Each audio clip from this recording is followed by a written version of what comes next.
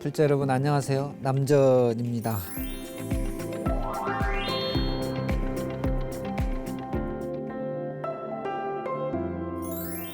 오늘은 초발심 자경문에 있는 내용을 소개해 드리겠습니다. 지혜로운 부처님의 말씀 가르침으로 초발심 자경문을 오늘 선택했는데요. 출가 수행자, 스님이 되는 분들 모두는 처음에 누구나가 다 공부하는 교재입니다. 초발심 자경문이라고 하는 글이요. 원효 스님의 발심 수행장, 진울 스님의 개 초심 학입문, 야온 스님의 자경문이라는 이 세 가지 글이 합쳐져서 초발심 자경문으로 편집돼서 항상 출가하는 스님들은 누구나 배우는 아주 좋은 교재이죠. 승가 생활의 규범, 또 마음가짐, 어떻게 수행하면 되는지, 또 수행하면서 스스로를 경책하는 이런 다양한 내용들로 담겨져 있어서 사실은 출가 수행자들 뿐만 아니라 불교를 신행하는 모든 분들에게 아주 좋은 책이기도 합니다. 그 안에 공복 고심 여아호 무지 방일 사전원이라는 말씀이 있습니다. 호랑이 원숭이의 이야기인데요. 공복, 배가 고프고 배가 비어있고 이런 말이죠. 고심, 그런데 자존심은 굉장히 높은 거죠. 그 모습이 마치 배고픈 호랑이와 같다 이런 표현이고요. 무지, 공부 안 하고 방일, 게으름을 피우는 것이 마치 사전원, 거꾸로 매달려 있는 원숭이 같다, 이제 이런 표현입니다. 벌써 신축년 동안거가 시작돼서 15일, 벌써 많은 시간이 흘러갔죠. 마치 준비가 부족한 수험생이 고사장 안에 들어와야 큰일 났다라고 느끼듯이, 또 결제가 되면 공부라도 열심히 해야 되겠다라고 해야 되는데 하루하루 시간을 보내면서 계속 부족한 면이 보이니까 의욕만 앞서고 정지는 잘 되지 않는 우왕좌왕하는 모습을 사실 스스로 지금 행하고 있습니다. 반성이 참 많이 되는데요. 제가 지금 매일 108배 정도는 하고 있는데 이 108배를 하다 보니까 여기저기 몸이 아픕니다. 예전에 유행하던 말로 아프니까 청춘이다 이런 말이 있었는데 요즘 제가 절을 하면서 아픈 것을 보고는 매우 게을러졌구나 라고 하는 것을 느끼고 있습니다. 오늘 모두의 초발심 자경문의 내용을 소개해 드렸듯이 사실 이 내용은 수행자의 부족한 모습을 호랑이와 원숭이에 비교하면서 경책하는 내용인데요. 지금의 제 모습 같아서 부끄럽기도 하고 얼굴이 좀 붉어지기도 하고 그렇습니다. 출가한 수행자는 사실 결제 깜짝 놀랍니다. 해제 이런 말에도 놀라죠. 본지 가풍이라고 하는 본질적 측면에서 보면 결제니 해제니가 뭐 중요하겠습니까? 라고 생각할 수도 있겠습니다만은 아직도 공부하는 중이라서 결제 그러면 공부할 때다. 해제되면 벌써 끝났나? 라고 하면서 정신이 바짝바짝 드는 겁니다. 내 안에서 마음 공부가 원활하고 또 사실은 진전이 있어야 바깥에 살아갈 때 좀 자유자재한 모습을 보여줄 수도 있을 것 같은데요. 여전히 부족하고 여전히 좀 더 열심히 해야 되겠다라고 하는 생각이 들어서 혹시 저와 같은 생각을 우리 시청자 불자님들께서도 하시는 게 아닐까, 또 한편으로는 그렇게 좀 해주시면 어떨까 하는 마음에서 오늘 부처님의 지혜로운 말씀 가르침으로 전해드립니다. 지금 내가 잘 살고 있는지를 한 번쯤 돌아보셨으면 하는 그런 말씀으로 전합니다. 남전 스님과 함께하는 마음수행 시간, 내 삶을 바꾸는 마음수행. 직접 참여를 원하시는 분들은 100원의 유료 문자 샵 0108 우물정 0108번으로 고민과 사연을 보내주세요. 방송에 사연이 채택되신 분 중 한 분을 선정해 정열차를 보내드립니다.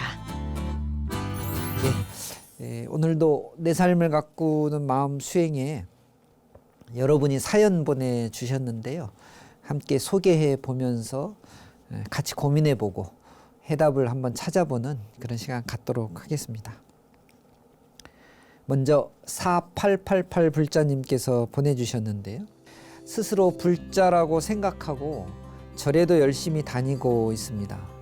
그런데 일이 잘 풀리지 않고 답답한 마음이 길어지면 점집에 가볼까 하는 생각도 듭니다. 누군가 절에 다니는 사람이 무슨 점집에 가냐고 핀잔을 주길래 마음의 안정을 위해서 무슨 말이라도 들어보고 싶어서 가는 것이라고 둘러대긴 했는데요. 솔직히 점집에 가면 답을 주는 것 같아서 속은 시원합니다. 불자가 점집을 들락거리는 것이 많이 잘못된 일일까요? 라고 사연 보내주셨는데요. 점집에 가시면 속이 시원하면 절집에 오시면 속이 답답하신가 봐요. 요즘 뭐가 잘못됐는지 제가 잘 모르겠는데요. 글쎄요, 점집. 우리가 흔히 뭐 사주, 또 이제 해가 바뀌면 아마 많은 분들이 새해 운세 이런 것들을 보실 건데요. 지금 말씀하신 것처럼 점집에 가서 시원한 말씀 들으면 그게 위로가 될 수도 있겠다는 생각이 들기도 하긴 합니다. 그런데 조금만 생각해 보면 그렇죠. 우리가 살면서 느끼는 어떤 불안감, 그러니까 점집에 가는 이유가 이제 그런 것 때문에 가게 되는데요. 뭔가 잘못될 것 같다, 혹은 또 잘못되었기 때문에 이렇게 되는 것이겠죠. 왜 잘못될까요? 왜 잘못될 거라고 하는 걱정이 앞서지요? 그것은 내가 가지고 있는 업행이 그렇게 만들어가는 겁니다. 행위가 그렇게 만들어가는 것이죠. 또 내가 하는 행동은 사실은 습관에서부터 다 옵니다. 습관은 무의식적으로 행위하는 것이기 때문에 아무 생각이 없으면 그런 일들이 자꾸 반복되어지는 겁니다. 불교에서는 대개 몸으로 짓는, 또 말로 짓는, 생각으로 짓는 이 신구의 삼업이 나의 행위를 만들어내고 그것이 습관처럼 나타내서 많은 괴로움을 양산해낸다고 보고 있습니다. 하나 예를 들어볼까요? 술을 많이 드시는 분은 술을 먹을 때 그 기분이 좋다라고 하는 느낌에 어느샌가 나도 모르게 그 느낌이 계속해서 좋아지는 거예요. 이게 이제 신업이 쌓이는 거죠. 몸으로 업이 만들어지는 것입니다. 이제 그러다가 병이 덜컥 들어서 술 때문에 병이 왔다, 술 끊어야 된다 그러면 조심조심하고 끊어지게 되죠. 사실은 병 때문이라도 술은 끊어야 되니까요. 그런데 그러다가 몸이 다시 좋아지게 되면 어떻게 될까요? 또다시 먹고 싶다는 생각이 자꾸 일어나게 됩니다. 습관이었기 때문에. 이 먹고 싶다라는 생각을 우리가 생각의 업, 의업이라고 하게 되는 것이죠.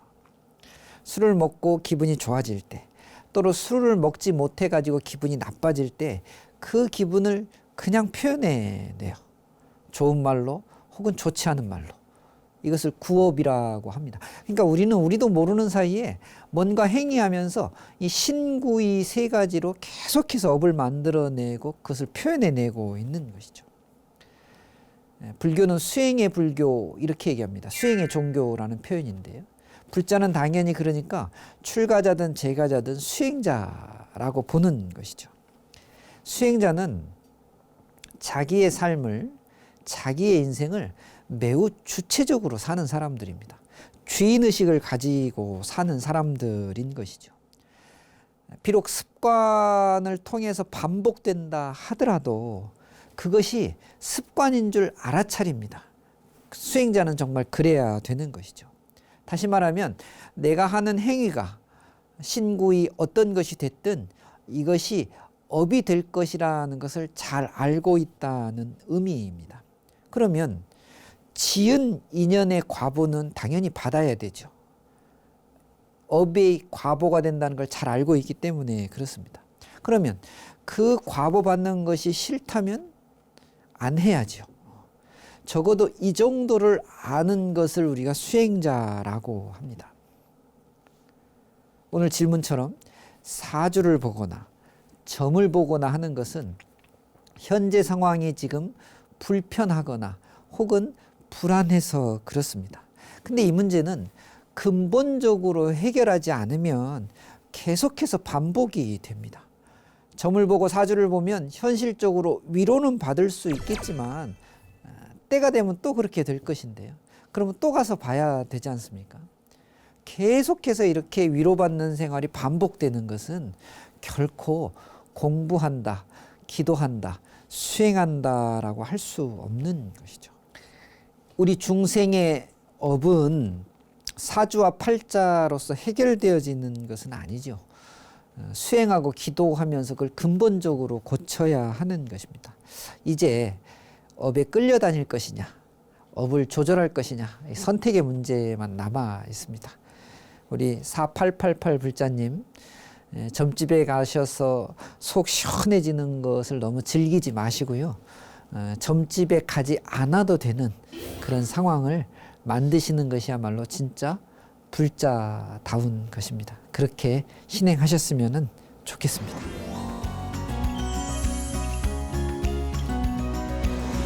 네, 두 번째 사연 살펴보겠습니다. 7429 불자님께서 보내주셨는데요. 부처님의 가피로 부처님의 진리를 조금씩 배워가며 살아가고 있습니다. 그런데 저희 남편이 퇴직 후에 사업에 실패하고 많은 역행이 있었는데요. 9년, 10년에 가깝게 알코올 의존증으로 고통받고 있습니다. 제가 어떤 기도를 해야 될까요? 이렇게 사연 보내주셨네요.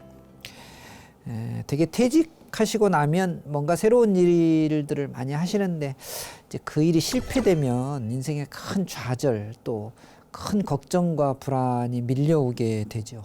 이제 그러다 보면 요 전 질문에서도 제가 말씀드렸습니다만 이제 술 같은 것에 의존하고 그것이 너무 반복되고 습관화되다 보면 지금 알코올 의존증 이런 그 증상이 나타나게 되는데요. 사실 안타깝습니다.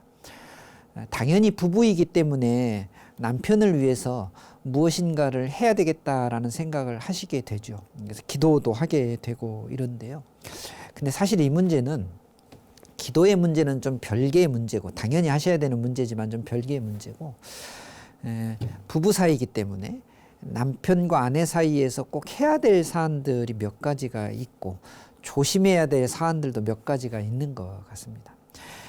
남편이 힘들어서 술을 먹는 것에 대해서 혹 충고를 한다면서 잔소리나 또 걱정을 한다고 하면서 본인이 불편했던 것을 너무 표현해내는 것이 아닐까 하는 이런 걱정들은 좀 하셔야 됩니다.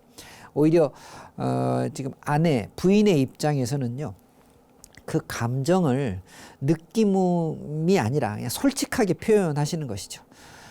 안 먹었으면 좋겠는데 또 좀 줄였으면 좋겠는데 하는 이런 표현들을 잔소리나 이런 감정을 막 실어가지고 막 너무 확대되지 않게 솔직하게 좀 표현해 내시는 게 우선 필요할 것 같고요. 또 하나는 남편의 입장을 조금 이해한다면 술을 먹는 행위를 나무랄 것이 아니라 술을 먹고 나서 좋지 않게 되는 행위를 미리 예방해 주시는 것이죠. 그래서 술 먹은 남편을 위해서 해줄 수 있는 일이 무엇이 있을까? 사실 이런 것도 한번 고민해 보시는 것이 필요하고 또 그 방법을 찾아보는 것도 매우 필요하다고 생각합니다. 부부간에는 오랫동안 서로 소통하고 교류했던 사이이기 때문에 그 사람의 진심만을 알면은 당연히 고치고자 하는 생각이 일어납니다. 술 먹는 남편을 위해서 정말 예를 들자면 해장국을 끊임없이 끓여주고 하는 그런 정성을 남편이 그 진심을 알아차리면 스스로 조심하게 됩니다. 사실 이렇게 좀 고치고 변화시키는 것이 가장 좋은 방법인데 그 과정에서 상당히 그 참아내고 인내해야 되는 그런 어려움들이 생겨나는 것이니까요. 이것 한번 잘 생각해 보시면 좋을 것 같습니다. 남편을 이해하고 그 기분을 좀 가끔은 좀 받아들여 주시는 것도 어떨까 싶네요. 그래서 함께 한번 드셔보시는 것도 좋을 것 같죠. 내가 싫다라고 하는 감정의 습관, 이것을 사실 고쳐내는 것이 기도만큼이나 중요한 것이 아닐까 싶습니다. 나도 좀 나아지고 남편도 좀 좋아지는 방법, 이런 것들을 좀 생각하시면 좋겠다라는 말씀을 좀 드립니다. 어떤 경우든 내가 생각하는 방향이 있거든요. 그 방향대로 잘 되지 않을 때 누구나가 다 짜증이 나고 누구나가 다 그 감정의 표현을 해내는데, 이런 것들을 조절하는 것이 매우 중요합니다. 그런 생각이 들 때 기도하셔야 됩니다. 기도는 그럴 때 사실은 필요한 것이거든요. 남편이 사업에 실패해서 알코올 의존증의 역행을 하고 있어서 안타깝긴 합니다만은, 이 문제를 좀 근본적으로 고치는 아내의 역할이 뭘까? 제 말씀을 좀 참고하셔서 한번 깊이 생각해 보시면 어떨까 싶습니다. 네.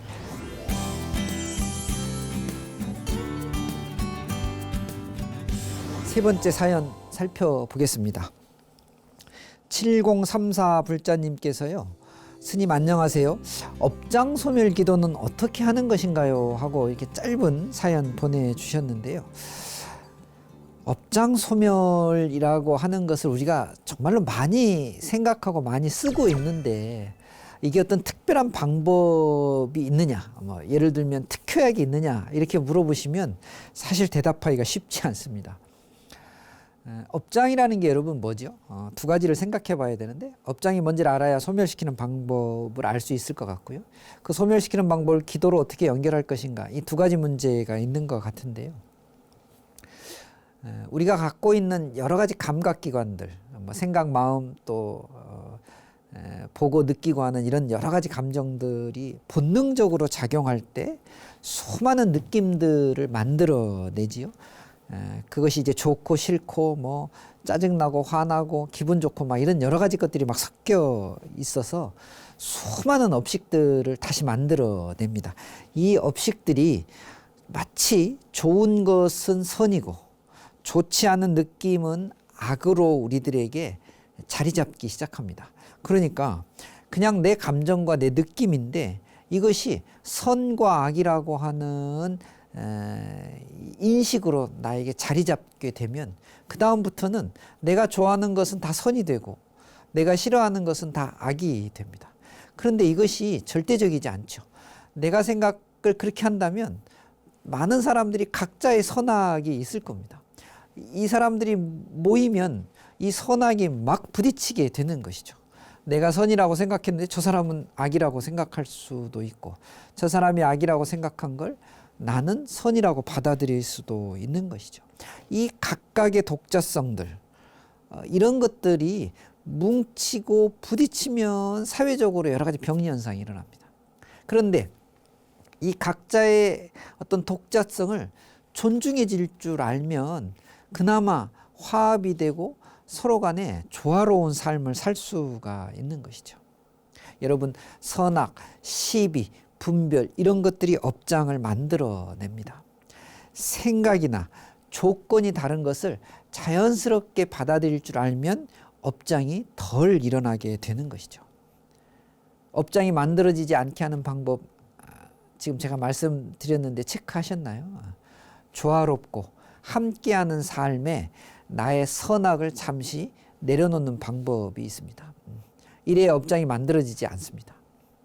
그러면 이미 만들어진 업장은 어떻게 해야 될까요? 바꿔야죠. 앞으로 그렇게 살지 않도록 노력하셔야 돼요. 그러려면 강력한 의지가 있어야 됩니다. 이걸 불교에서는 발심한다 이렇게 표현합니다. 원력을 세운다 이렇게 표현하는 것이죠.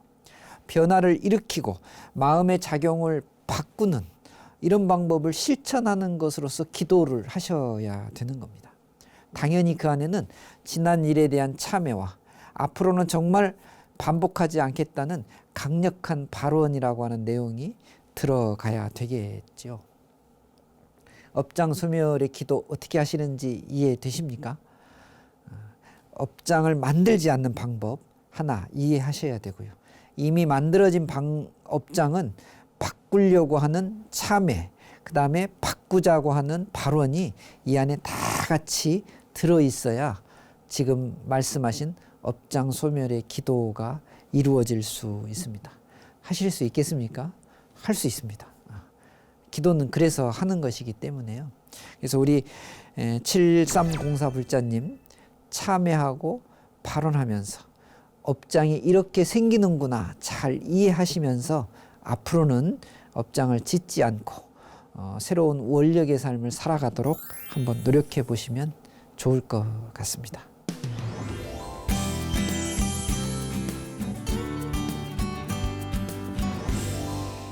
오늘도 세 분의 사연 소개해 봤는데요.